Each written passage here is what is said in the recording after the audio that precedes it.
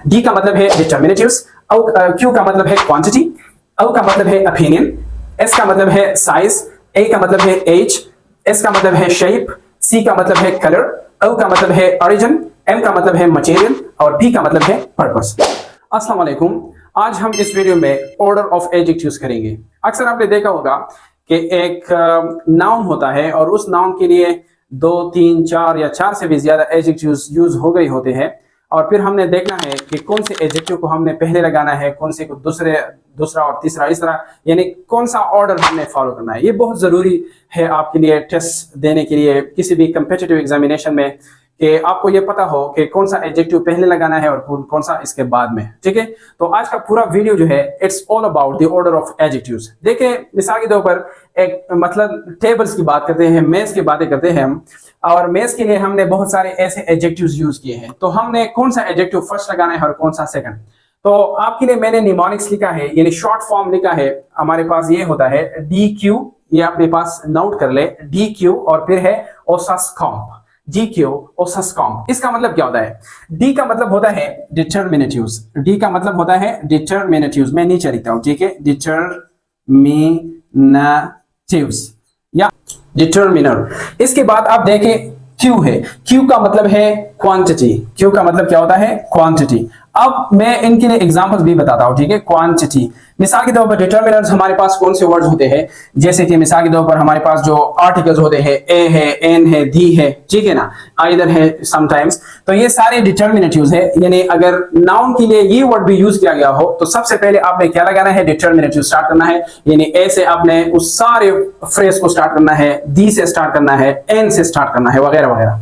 इसके बाद बारी आती है क्यू की। क्यू का मतलब है क्वांटिटी, यानी मिकदार। मिकदार में आप सिंपली जो नंबर्स है आप यूज कर सकते हैं, 4 है, 2 है, 3 है, ये क्वांटिटी शो करता है, या सम है, इस तरह।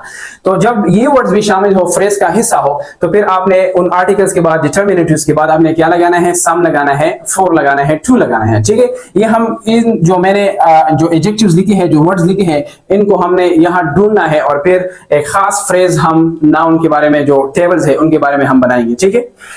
फिर है बारी ओ की। ओ का मतलब यहाँ है ओपिनियन। ओ का मतलब क्या है? ओपिनियन, यानी ओ एडजेक्टिव जिससे ओपिनियन का पता हमें लगे, ओपिनियन। मिसाल के तौर पर हम कह सकते हैं कि ये एक्सपेंसिव हो, अडोरेबल हो, अमेजिंग हो। तो ऐसे किस्म एडजेक्टिव्स हम ओपिनियन में आप कह सकते हैं कि ग्रुप करते हैं और इसमें डिवाइड करते हैं। तो ऐसे एडजेक्टिव की हमारे पास बारी आती है तीसरा, ठीक है, तीसरी बारी है। फिर है एस। एस का जो फर्स्ट, ये यहाँ भी एस है, दूसरा ये भी एस है।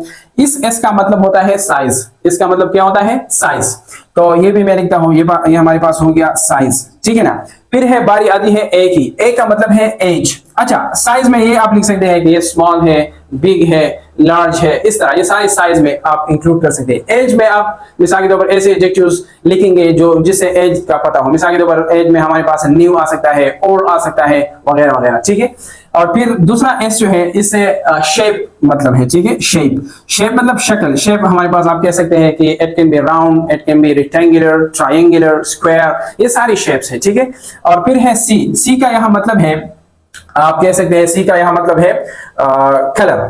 सी का यहाँ मतलब क्या है? कलर, कि कौन सी रंग का है, मतलब ब्लैक है, व्हाइट है, रेड है, ब्लू है, वगैरह वगैरह, ठीक है। तो शेप के बाद सी की बारी है, and that is for colour, ठीक है।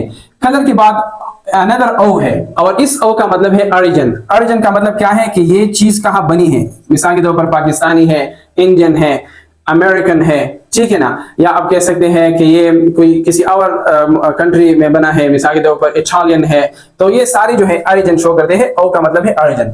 लास्ट जो सेकंड लास्ट जो लेटर है एम, इस एम का मतलब है मटेरियल। मटेरियल का मतलब है कि ये चीज जो है, मिसाल के तौर पर यहाँ टेबल की बात है, तो ये किस चीज से बनी है? Is it wouldn't, is it for example plastic, और या कोई और चीज से बनी है। तो एम का मतलब है मटेरियल। और लास्ट जो पी है, दैट इज फॉर पर्पस। ये कौन से पर्पस के लिए आप यूज करते हैं? शॉपिंग के लिए, डाइनिंग के लिए, ठीक है ना। तो ये सारे जो है, जब एडजेक्टिव्स आ जाए किसी नाउन के बारे में, तो फिर आपने इस तरतीब को आपने फॉलो करना है और फिर सही तरतीब से जो फ्रेज है वो बनाना है। अब देखिए, हमारे पास मुख्तलिफ एडजेक्टिव्स है या डिटर्मिनेटिव्स है, वर्ड्स है। हमारे पास है दी। ये दी जो है ये डिटर्मिनेटिव है, इसके ऊपर मैं डी लिखता हूं और वन लिखता हूं। इसका मतलब ये हो गया कि ये सबसे पहले हम लगाएंगे, ठीक है। और फिर है क्यू। क्यू का मतलब है क्वांटिटी। ठीक है। तो इन सब एडजेक्टिव्स में मैं देखता हूं कि कौन सा ऐसा वर्ड है जो क्वांटिटी शो करता है। तो यहाँ दूसरे नंबर पर मैंने ट्रू लिखा है, तो इसका मतलब ये है कि ये हमारे पास दूसरे नंबर पे आएगा। ठीक है, फिर बारी है ओपिनियन की। तो मैं देखता हूं कि ऐसे एडजेक्टिव्स इनमें कौन से हैं जो ओपिनियन शो करते हैं। तो ये वर्ड जो है बिग है, बिग तो साइज शो करता है, और साइज जो है ये तीसरे नंबर पर है। तो यहाँ मैं तीसरी तो नहीं है, चौथी है, तो यहाँ इसके ऊपर मैं 4 लिखता हूं। और ऐसा एडजेक्टिव देखता हूं मैं जो कि ओपिनियन शो कर ले, तो ये है हमारे पास एक्सपेंसिव। तो एक्सपेंसिव के ऊपर मैं 3 लिखता हूं क्योंकि ये 1 2 3 तीसरे नंबर पर है। ठीक है, ये बात भी याद रखें कि अगर मिसाल के तौर पर डिटर्मिनेटिव्स नहीं है, क्वांटिटी नहीं है, तो फिर आपने यहां से स्टार्ट करना है। मिसाल के तौर पर ऐसा एडजेक्टिव नहीं है जो ओपिनियन शो करे, तो फिर आपने साइज से स्टार्ट करना है। साइज वाला एडजेक्टिव नहीं है, ये भी नहीं है, तो फिर एज से स्टार्ट करना है। या इस तरह मिसाल के तौर पर ओपिनियन वाला एडजेक्टिव है लेकिन साइज वाला नहीं है और फिर एज है, तो फिर आपने साइज वाला को छोड़ना है और ओपिनियन के बाद डायरेक्टली आपने साइज वाला एडजेक्टिव लगाना है। तो इस तरतीब को आपने फॉलो करना है। तो ये हो गया चौथे नंबर पर हमारे पास बिग, जो कि साइज शो करता है। फिर बारी आती है एज की। तो एज के लिए ओल्ड लिखा है, तो ये 5 नंबर पर आएगा। फिर शेप है, शेप के लिए मैंने राउंड लिखा है, तो ये 6 नंबर पर आएगा।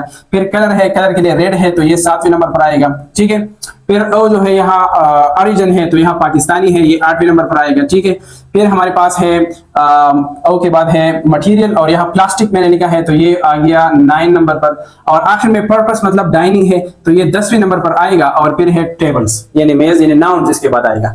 मिसाल के तौर पर इसके लिए मैं एक फ्रेज बनाऊंगा, तो सबसे पहली बारी आएगी डी की। तो ये कैसे बनेगा, पूरा फ्रेज इस तरह बनेगा। मिसाल के तौर पर ये द टू, और फिर तीसरा one, the too expensive big old round red Pakistani plastic dining tables are perfect for today's party for example। तो ये पूरा सेंटेंस ऐसे आएगा कि इन तमाम क्या है जो एडजेक्टिव्स है इनकी तरतीब आपने इसी निमोनिक्स को फॉलो करते हुए आपने क्या करना है, अप्लाई करना है और यूज करना है। ठीक है ना। तो ये था आज का वीडियो जिसमें आपने एडजेक्टिव्स के ऑर्डर्स सीखे, और इसके लिए जो शॉर्टकट क्या है, जो निमोनिक्स है, दैट इज डी क्यू ओसस कॉम। डी क्यू ओसस कॉम। डी का मतलब है डिटर्मिनेटिव्स, क्यू का मतलब है क्वांटिटी, ओ का मतलब है ओपिनियन, एस का मतलब है साइज, ए का मतलब है एज, एस का मतलब है शेप, सी का मतलब है कलर, ओ का मतलब है ओरिजिन, एम का मतलब है मटेरियल, और पी का मतलब है पर्पस।